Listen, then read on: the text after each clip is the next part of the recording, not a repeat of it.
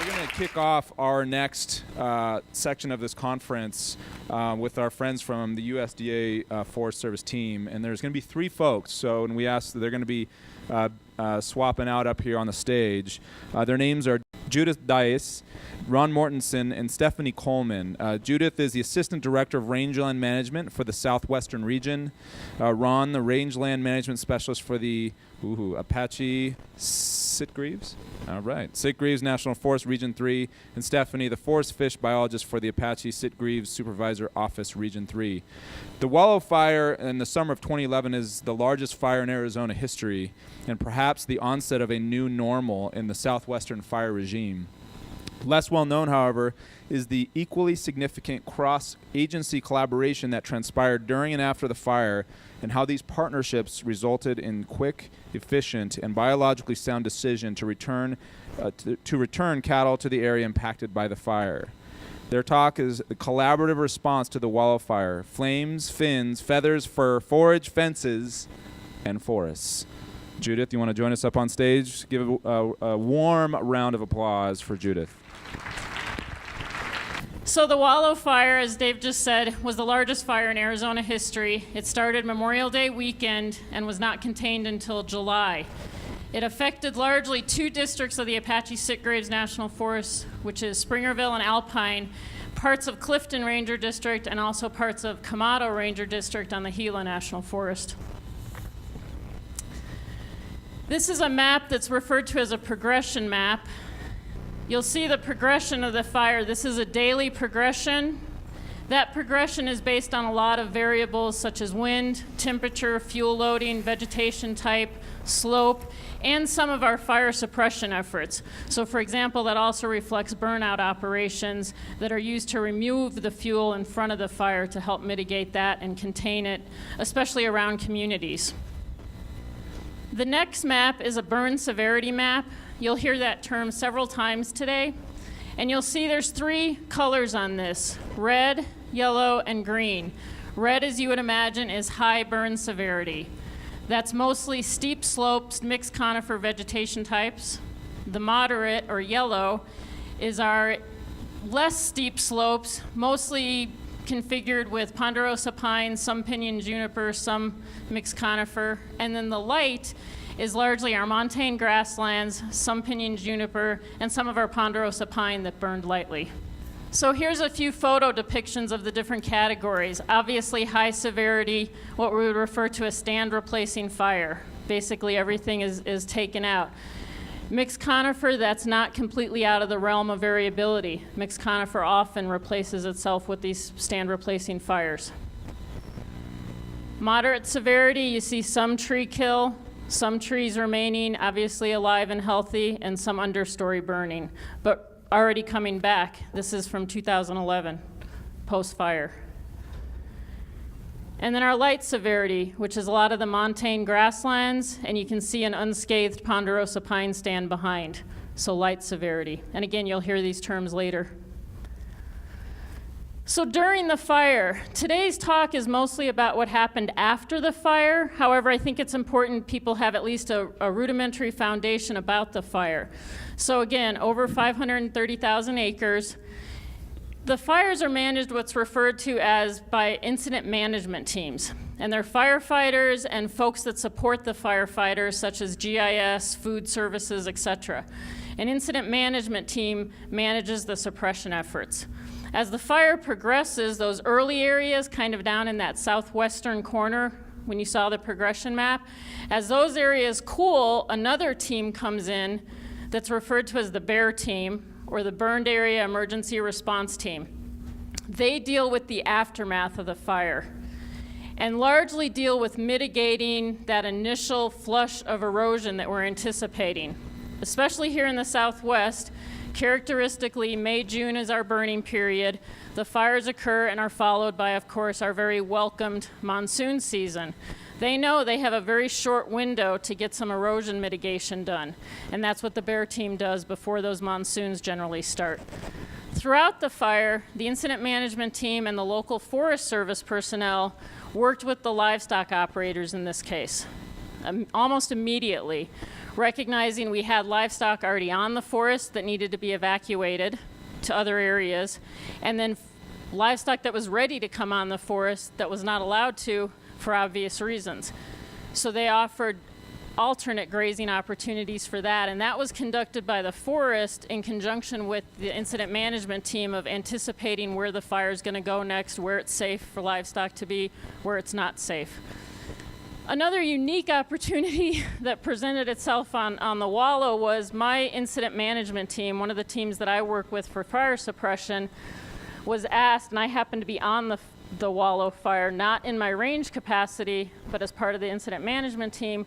Some of the permittees came to us and said, we'd really like to see what's happening out there, the potential effects to our allotments. So I arranged a tour to show a handful of permittees that we knew were affected by this fire right then and there during fire suppression efforts, hence the reason we're in our, what you've seen on TV, the Nomex fire resistance clothing. So that's myself and several permittees. Really important is as the fire was still occurring and then once the fire was contained, you see I kind of have this broken up. The first three things were things that needed to be dealt with immediately after the fire from a resource perspective. You had to have assessment of the affected allotments and the permittees' needs. You needed to have an assessment of the infrastructure, corrals, fences, watering facilities, what's left, how damaged is it. And then the third thing, and Stephanie will discuss this, Ron will discuss the first two, the third thing was an assessment of the threatened, endangered, and sensitive species habitats out there, especially the aquatics. So they're assessing those from a resource perspective. The fourth thing there, this was a really pivotal point. We knew there was a lot of concern, a huge demand for information from the permittees about the allotments. A lot of rumors, quite honestly, I'm going to be frank, rumors going on about the cows will never be allowed back on the forest, and if they are, when and how, and a lot of fear. This is people's lives, and the forest was very cognizant of that. So they got together with a group of the ranchers from the Rancher Heritage Alliance, the local forest folks, myself and Dave Stewart from the region, the University of Arizona, to develop a meeting, a very open, transparent process to start this discussion. Knowing that there was going to be a lot of emotions involved, we actually brought in Sandy Wyman, who some of you probably know is a member of the National Riparian Service team, to facilitate that. So immediately, as the flames were still going, the forest knew they were going to have these discussions. So you're going to see a series of videos today. I think we have 6 to 8 videos. The first one is Ranger Rick Davalos from the Alpine District, and he'll explain their first thoughts when looking at what do we do with over 4,000 cows that have been evacuated. During the fire, we started looking at range restocking. We knew we were getting into an issue here as we moved cattle off of the range. During the fire, we started having meetings with permittees and other interested groups. And we started looking at where we needed to go and how we were going to restock the range. From that standpoint, we continued meeting with our permittees as we went forward and listening to their concerns. But we did make the commitment early in the process that we were going to be bringing cattle back on as soon as we could. And we would be evaluating, assessing the range pasture by pasture as we went forward. We didn't necessarily have to wait on some arbitrary time frame or any pristine condition to start looking at putting livestock back on these ranges, but rather we should do site-specific analysis, and in our case, looking at things pasture by pasture for how they burned and how they were recovering, and let the resources and what we knew about those resources dictate when we could put livestock back on those areas.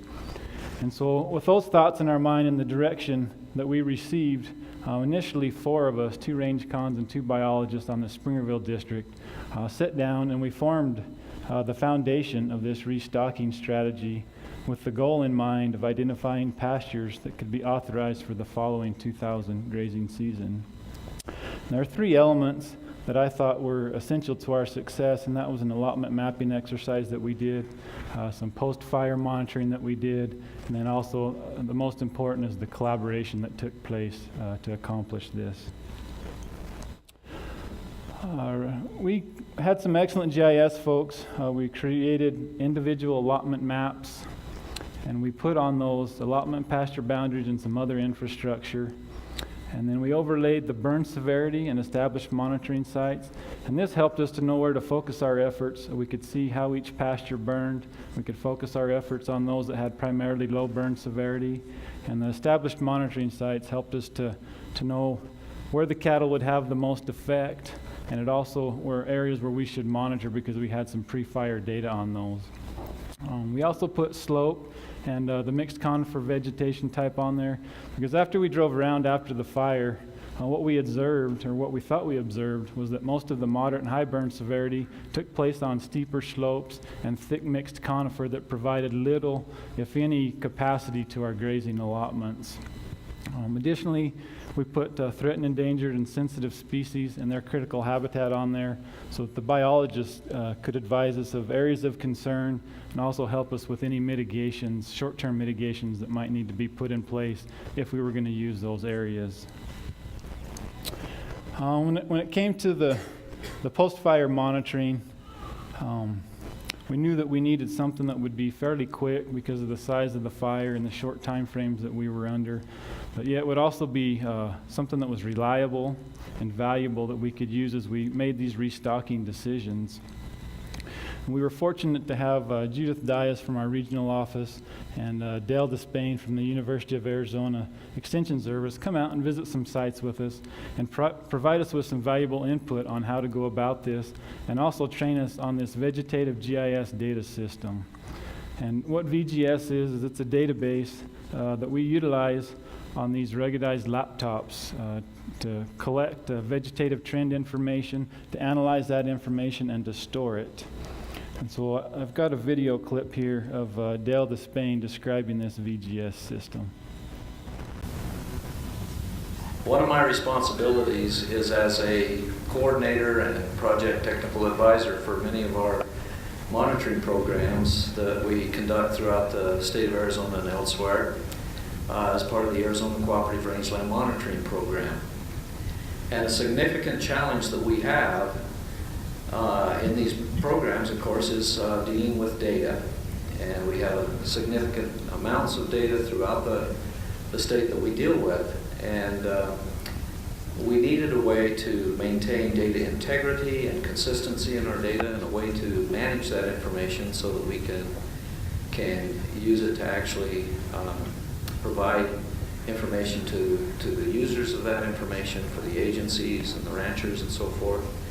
And so we created a database application that allows us not only to record data in the field on tablet PCs, but it also provides a way for us to manage that information and generate reports that summarize that information so that we can use it to make the decisions and management conclusions that need to be made.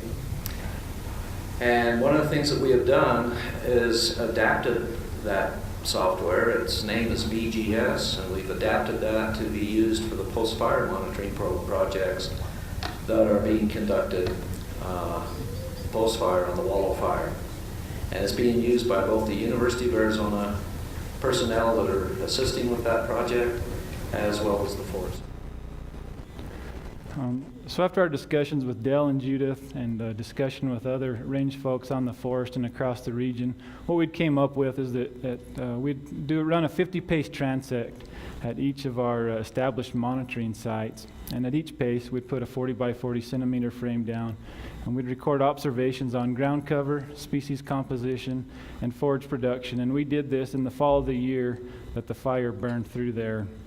And so what we found is that on our primary rangelands, which are mostly these open grasslands, is that even 1 year after the fire, that they had recovered really well.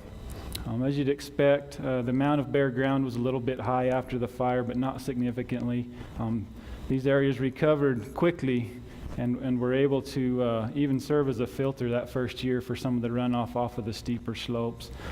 Species composition and production, we found that those were also very similar to our pre-fire conditions, and even better in some areas, as the fire would remove some of this older rank vegetation and allowed some of the forbs and other things to get established. So one of the most extensive and important elements of our restocking was all the collaboration that took place. I've listed a few folks up here, and there's a few up here and there's probably a lot more that I missed. But it seemed like we had everybody involved in talking and helping out with this, and none were more important than our grazing permittees. I felt like we were able to involve them early and bring them along as this process developed. And if you know our permittees, they wouldn't have had it any other way. And here's Springerville Ranger District permittee Wink Krigler's perspective on the collaboration.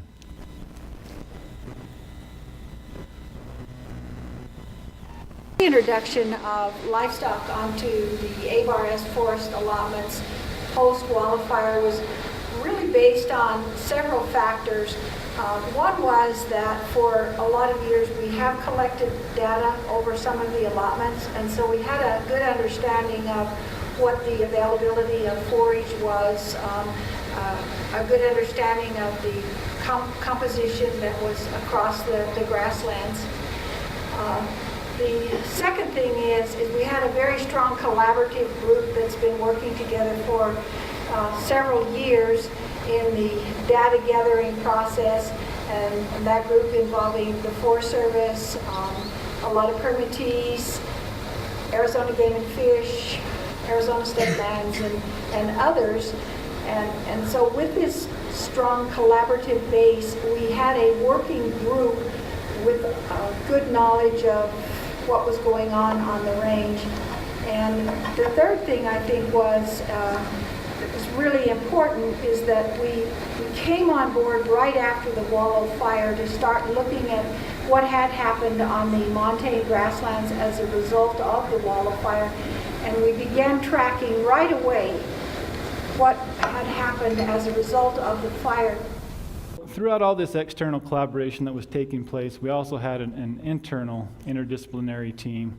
And we would take these maps, the data that we were collecting, and this other information that was coming in from these external groups, and we would make recommendations as to which pastures we thought could be used that following year, and also which pastures we thought might need some more rest, and the reasons why for either of those decisions. And we'd give that to the line officers for their approval. Along with those recommendations on some of the areas that we were using came some short-term mitigations, which required most of the permittees to have to adapt what they normally would do out there in order that we could stay compliant with our allotment management plans and our Endangered Species Act consultations that were in place at that time. And so here's another video clip from Derek Knight's permittee on the Springerville Ranger District on how they dealt with some of these mitigations.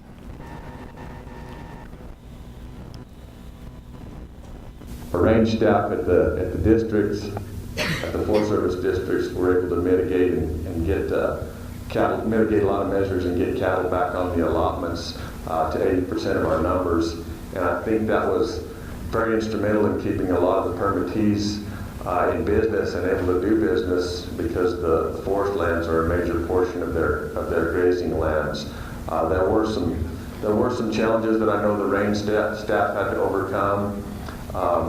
A lot of mitigation measures that the permittees were more than willing to adapt to and follow.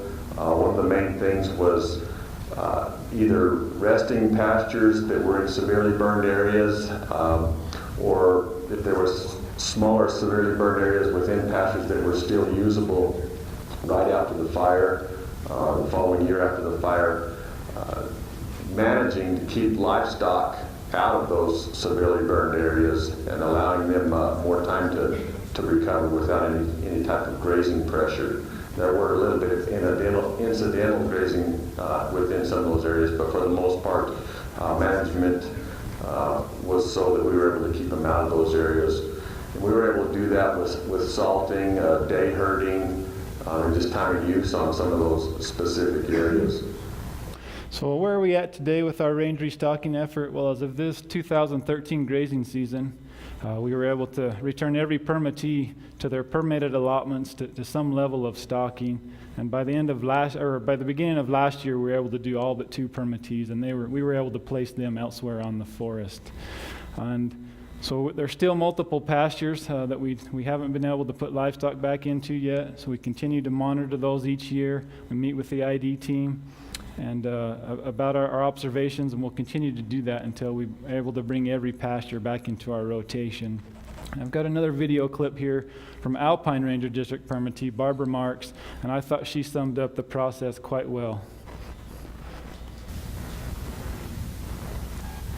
We would have these discussions, Bill and I and our kids and our range team, and we would discuss some different options and what all of us had seen. Have some really good discussions, and then they would take it back to the district office and run it past the biologists and of course the ranger Rick, and just get everybody on board and move forward, and it usually was happening pretty quick. And when we were getting the tanks, the water tanks cleaned out, they were getting clearances on those tanks just so fast, and we just really appreciated it. You know, that's what teamwork is about. And man, it felt good. It felt good to be part of a team that was making a lot of forward progress. And yes, we do have a lot of work that we still need to do, but you know, it's positive. So this is moving into the range improvements. This is a photograph of Bill and Barbara Marx as their main shipping corral there. So you're probably wondering why she could use words like positive when she describes this process, and I'll show you in a second why. You know, with a fire of this magnitude, as you can imagine, the damage to our range improvements was very extensive. We were fortunate through our forest leadership and our regional leadership to be able to secure a generous amount of funding to start the rebuilding effort on these range improvements. We knew we couldn't tackle it all in 1 year, and so to try to prioritize, we ran another mapping exercise where we laid just our range improvements and the burn severity, and from that we decided that we would focus most of our efforts on allotment boundary fences that were in moderate and high burn severity. And the reason we did that is because it would typically benefit 2 permittees by doing that, and it would also make each permittee's allotment, you know, minimally functional so that we could contain their livestock there. Additionally, we obligated some funding to clean out some dirt tanks, rebuild some corrals. So this is a photograph now of that same corral there. Forest Service provided most of the materials. The permittees provided some of the materials on their own and did all the labor on their own. And so it's quite an accomplishment, and they've done a couple of these, and other permittees have done as well. So where are we at today with our range improvements? Well, we've been able to contract about 125 miles of fence, of which 110 are completed. We've obligated funding for about 50 to 60 dirt tanks to be cleaned. About 18 have been cleaned so far, and that was all permittees that have done that as well. There's been 6 corrals completely rebuilt like the one you saw, multiple corrals that had to be maintained by permittees to be usable. And I can't even begin to guess on the multiple miles of fence that permittees have had to go and maintain and just make them work so that they could get back onto their allotment and still follow these allotment management plans. And I can't praise the permittees enough for how much they stepped up to the plate, got the range improvements going, and was able to work hard to follow the mitigations that we put on them in order to use their allotments. And so I've got one closing video from Bill Marx, and he describes some of the challenges they faced with these range improvements and what they still face from here on out. And then following the fire, they did a lot of reseeding and with strong mulch, and that worked out really well. They got some really good results from their reseeding, And then they also contracted out a lot of fence, and because it just completely wiped out the infrastructure on our allotments. And that's an ongoing process, and we still got a long ways to come on that. But we're making a lot of forward progress on the fences and the corrals that here in the background. And then also the water developments. They've come up with some dollars to clean tanks with, and to buy fuel to help us clean tanks, and we've made a lot of progress on that. Okay, so now we're going to switch gears a little bit. You've heard Judith talk about the fire from the beginning a little bit, and Ron laid out the Apache Sitgraves process for how we started thinking about and going about bringing livestock back on to the forest post-fire. I'm going to talk to you about the other part of that, which is the endangered species, threatened and endangered species. And this can be a little boring too, but I'll try not to make it be. So to lay things out at first, every single allotment within the Wallow Fire had already been consulted on under the Endangered Species Act in the past. But we had had a few new listed species, and more than anything, with a 500,000 acre fire, we were looking at a changed condition across the landscape. So we were bringing livestock grazing back on in this new landscape. Habitats were changed. Populations were lost or altered. We didn't know. There was a lot of unknowns. And to kind of preface this and put it into perspective, here's a list of all the threatened and endangered species on the Apache Sitgraves National Forest. We have a few wildlife species, but what I really want you to notice is all the aquatic species. Coming right out of the fire, we had 9 federally listed aquatic species, fish and frogs. And then since then, we've had a few more listed here, and 2 more aquatic species. That's 11. Now, I'm a little biased since I'm the fisheries biologist for the entire forest. Wolves can move. Owls can move. Yes, we lost a lot of the mixed conifer, and we didn't know what Mexican spotted owls were going to do short-term, long-term. It was a huge unknown. But my fish, where are they going to go? They can't jump out of the stream. And when you think about it, especially from a fish's perspective or a frog's perspective, what happens up on the mountain ends up affecting them. Springerville Ranger District had about 39,000 acres of high and moderate severity burn. Remember that the Wallow Fire in and of itself was 538,000 acres. Springerville has a few of these species. Alpine has every single one of them. And Alpine had 21% of the overall fire, the entire Wallow Fire, in high and moderate severity. It's also the headwaters of 3 major river systems in Arizona. We had fish kills. We had ash flows. We actually killed fish 50 miles below the Wallow Fire perimeter. So be thinking about that. Lots of effects to aquatic species. So here we are. We know we need to reconsult when we're bringing livestock back on because, this new changed landscape. How do you even address that 500,000 acre fire? Yeah, we'd gotten out there. We knew that some populations were lost actually during the fire, some from ash flows afterwards. But I, even as a biologist, can't say how long is that stream habitat going to be altered. Is it going to be back to normal next year, 5 years, 10 years? I don't know. But we really, because Ron had brought all of us biologists in at the very beginning, coming up with this process of looking at it pasture by pasture. We're going to use mitigations. We weren't trying to affect the threatened and endangered species, especially the aquatics. And And I believed in that. As a biologist being part of this, I believed in this Apache sick-raves process. Were we certain, 100% certain it was going to work? No.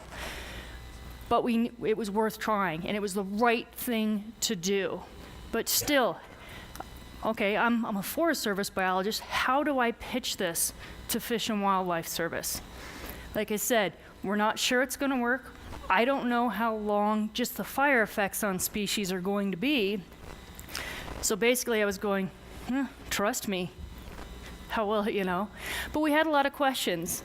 And when in doubt, what you should always do when you have questions like that is call Fish and Wildlife Service. So here, this is a video of Dave Smith from Fish and Wildlife Service talking about how we collaborated during this entire process. My name's Dave Smith. I'm with the U.S. Fish and Wildlife Service, stationed out in Flagstaff, Arizona. And I think the advantages, or what really helped on working on range consultations in response to restocking after the wildfire, is one, I got a lot of experience working with Apache Sick-Raves National Forest range and wildlife staff on previous consultations, so I'm familiar with the area. And I was also involved on the bear team for the wildfire, so I saw a lot of the country immediately after the fire as we're setting up monitoring points to determine, post-fire flooding issues, etc.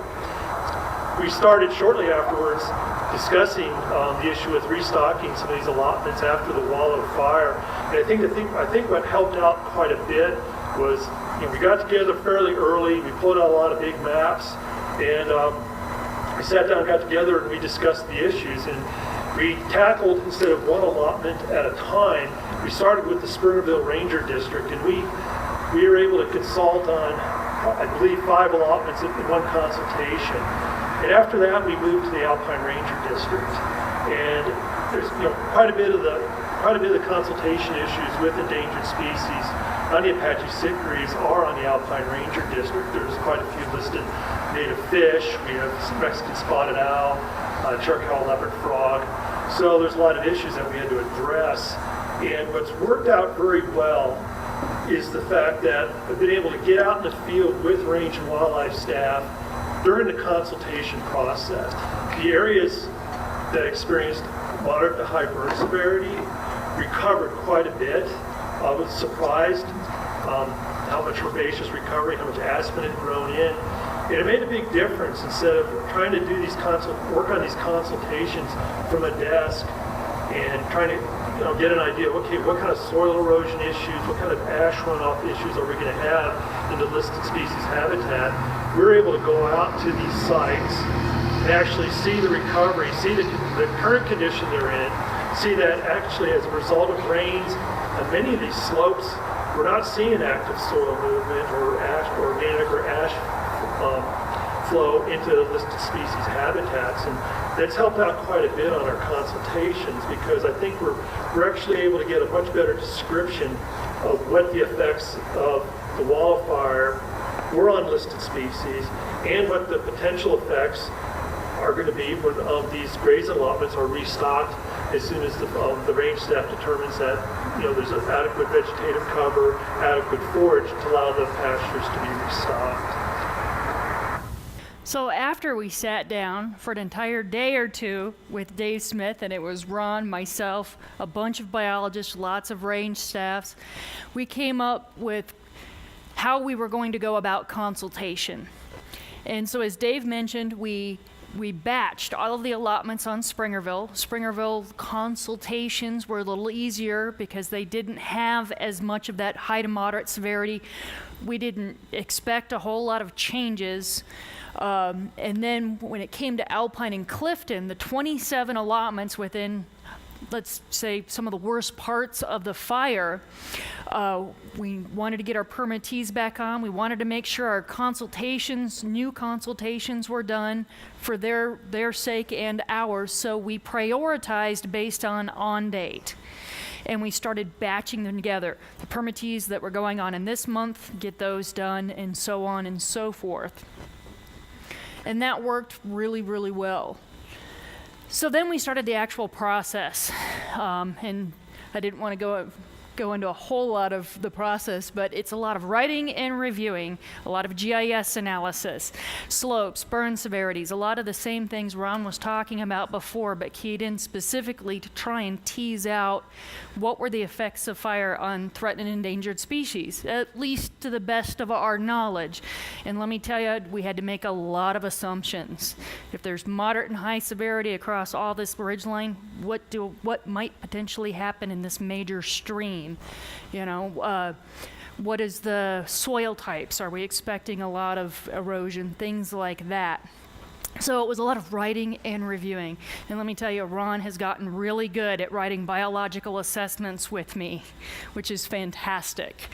And then we'd send a lot of that, we would send everything out for review, not only by Fish and Wildlife Service, but to our permittees that had applicant status, being very transparent. Here's what we're doing.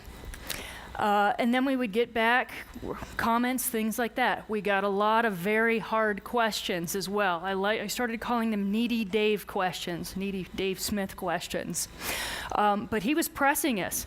How do you know that moderate and high severity area is recovering as well as you're assuming it will? Things like that. And so that's where, as Ron talked about before, a lot of monitoring of those assumptions. And this has been a huge effort. As I have up here on the screen, to date so far, it's taken 10 Forest Service biologists, 3 range staffs, and 3 consultation biologists. Because you have to understand that this wasn't the only thing going on. This was right after Wallow Fire. We were doing salvage NEPA and all kinds of things. So this was an enormous effort. So where are we to date? We have completed consultation on 14 allotments. We have 14 other allotments in consultation currently with Fish and Wildlife Service. And again, think of these in big batches. So, we're writing 8 or 9 allotments at the same time. And then the last 7 allotments we're working on and writing right now. It's my fervent hope after 2 years that we will be done this calendar year. And that will be good not only from the forest perspective, but also for the permittees as well. There were definitely some additional benefits of how we went about this entire process that started when Ron got all of his Springerville Ranger District together. And it goes back to that collaboration, that communication, and that partnership, not only internally, but also with the other agencies. Bringing Fish and Wildlife Service in, as Dave Smith said, actually during the fire. They were there during the fire, and then carrying that all the way through. Working together to come up with meaningful monitoring. And by that kind of monitoring, I'm talking endangered species monitoring.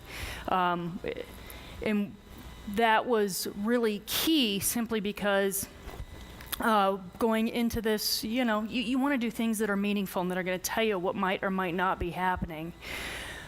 And like I said, just the collaboration between biologists and range staffs. I probably know more about range today. I definitely know more about range today than I did 2 years ago, and I know Ron knows a whole lot more about endangered species. And like I said, through this monitoring that's been going on, we've been utilizing a whole lot of newer technology that has helped out and made things a lot easier that Judith is going to talk about.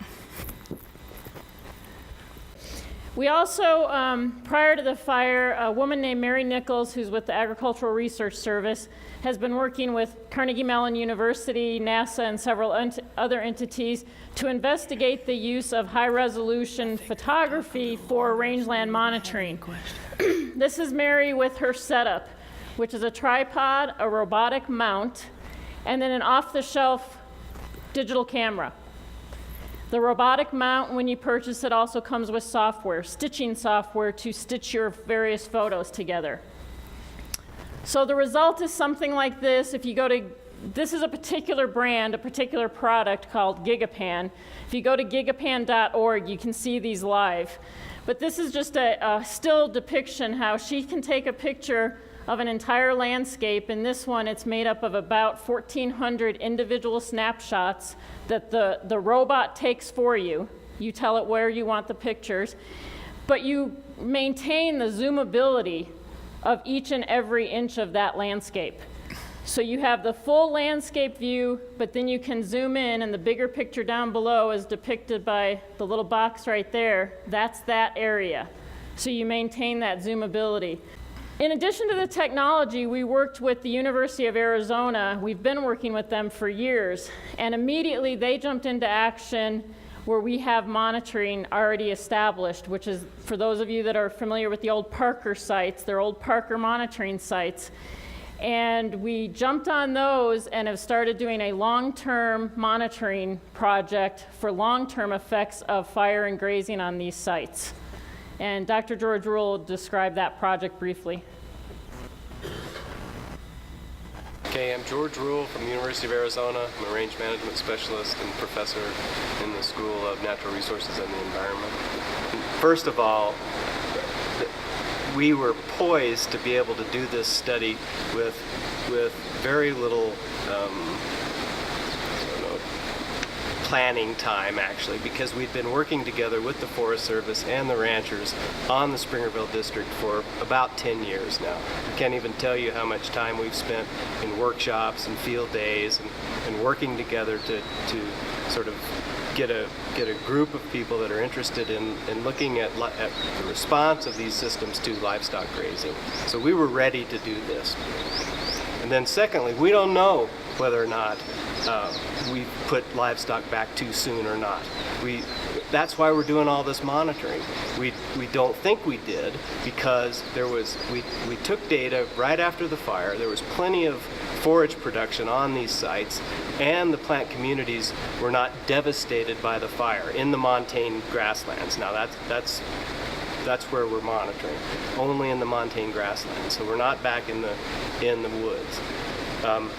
We knew that the fire went through there pretty quickly, and we suspected that these plants and plant communities were not injured or hurt that much by the fire, but we wanted to collect the data to be sure. So we did.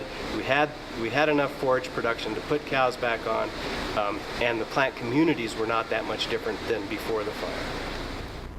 Just above the picture, you can see a list of the data elements collected on this long-term study. Incidentally, this has now been expanded from the montane grasslands of the Apache Sitgraves National Forest to the Coronado National Forest, where we're collecting the same data elements on semi-desert grasslands, which will be a really nice data set. The last video you're going to see today is Forest Supervisor Jim Zorns. We've focused primarily on the livestock restocking aspect. He'll give a very brief overview of the entire effort of all the various other aspects of the National Forest being managed after the Wallow Fire. Hi folks, my name is Jim Zorns. I'm Forest Supervisor on the Apache Sitgraves National Forest. It's a pleasure for me to speak to you this morning. And I would like to talk to you a little bit about the Wallow Fire while it's still fresh in my mind. You've already heard and seen some of the accounts and the effects of the Wallow Fire. It began Sunday, May 29, 2011. District Ranger Rick Davalos called me. I was actually taking a nap. And he said, "Hey, we've got a little fire in a bad area." Boy, was he ever correct. Winds were measured at 62 miles an hour that day in Show Low, and they were gusting to over 70 at our tower sites. Before it was all over, 840 square miles had burned, 38 active range allotments. The Apache Sitgraves is made up of small communities with lots of folks making their living off the land. Cattle, logging, outfitters and guides, firewooders, recreation service providers. A lot of folks care about the land that we manage.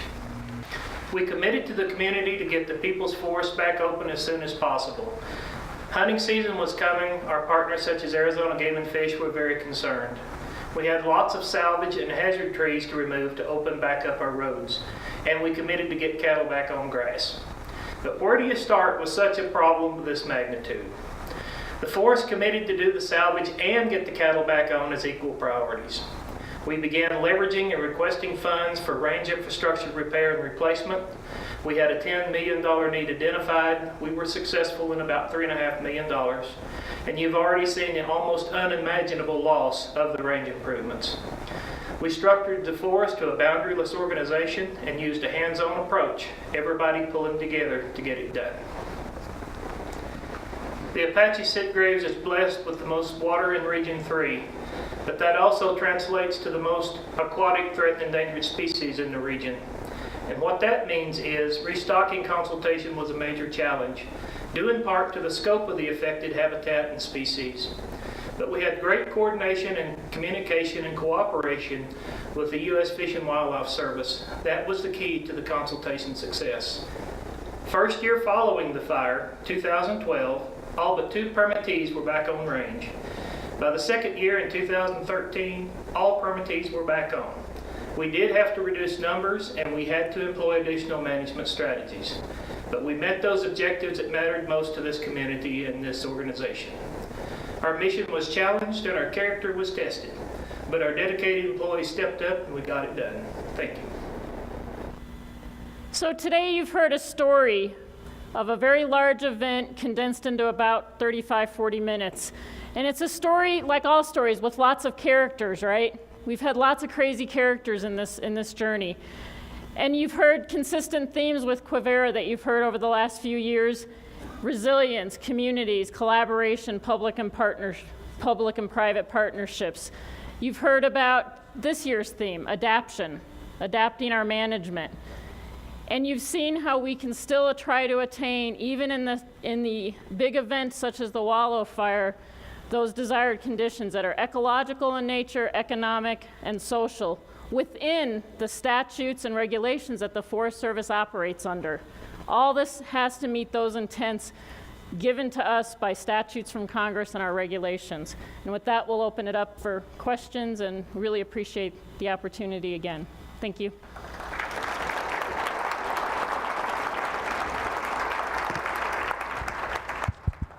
We got time for one question. We're on the right-hand side. There's a enthusiastic hand. Hold on.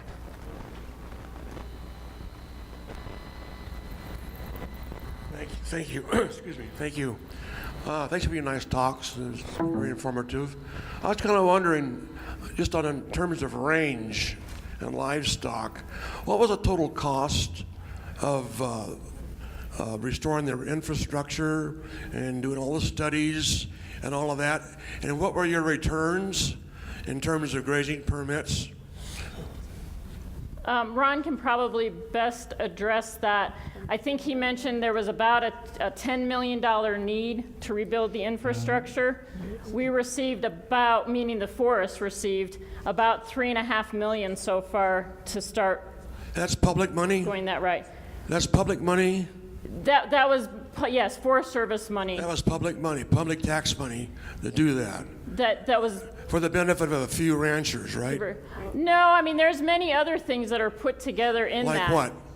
Wildlife habitat, as Stephanie addressed. The Arizona Game and Fish Department involved in that? Pardon me? Was the Arizona Game and Fish Department involved in that? Yeah, they were one of our partners, Fish and Wildlife Service. Other aspects of, as the forest supervisor mentioned, we have outfitters and guides involved there. We have recreation concessionaires. So it's a big picture, and as usual, there's never one thing that drives anything. Excuse me, who purchased the fences, that miles of fence? Who purchased that? The material for that? Well, that's what I'm saying. That was mostly Forest Service money. That was public money then. And then the contracts. It sounds like a very poor buy to me. Thank you. One more question, and on a more positive note out there, anyone? It's also really, I'm going to take the opportunity, it's also really important to recognize a few ranchers do not operate in isolation, correct? They're part of our communities. They support our schools. They support our feed stores.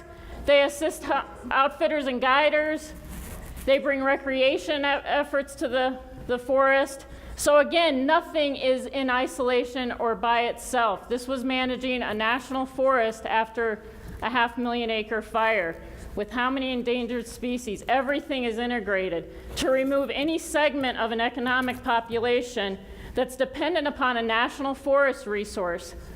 These communities don't have a choice, correct? These national forests are in the counties. They support county programs, city programs, town programs, community efforts, churches, schools, etc. Thank you very much, everyone. Round of applause.